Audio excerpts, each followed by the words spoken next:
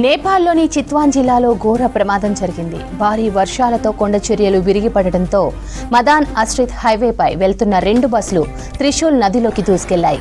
2 బస్సుల్లో దాదాపు 63 మంది ప్రయాణికులు ఉన్నట్లు ప్రైమరీ ఇన్వెస్టిగేషన్లో తేలింది.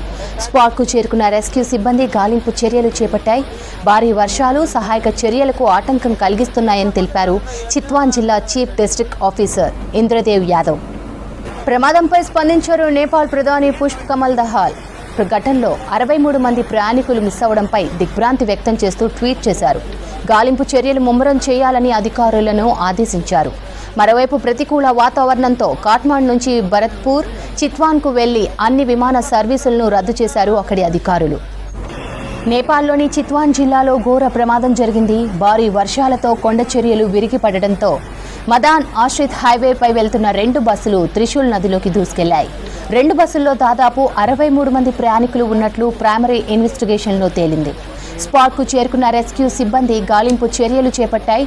భారీ వర్షాలు సహాయక చర్యలకు ఆటంకం కలిగిస్తున్నాయని తెలిపారు చిత్వాన్ జిల్లా చీఫ్ డిస్ట్రిక్ట్ ఆఫీసర్ ఇంద్రదేవ్ యాదవ్.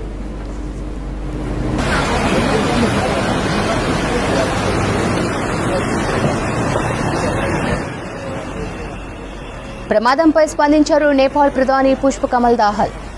ఘటనలో 63 మంది ప్రయాణికులు మిస్ అవడంపై దిగ్భ్రాంతి వ్యక్తం చేస్తూ ట్వీట్ చేశారు. గాలింపు చర్యలు ముమ్మరం చేయాలని అధికారులను ఆదేశించారు. మరోవైపు ప్రతికూల వాతావరణంతో కాఠ్మండు నుంచి భరత్పూర్, చిత్వాన్కు వెళ్లే అన్ని విమాన సర్వీసులను రద్దు చేశారు అక్కడి అధికారులు.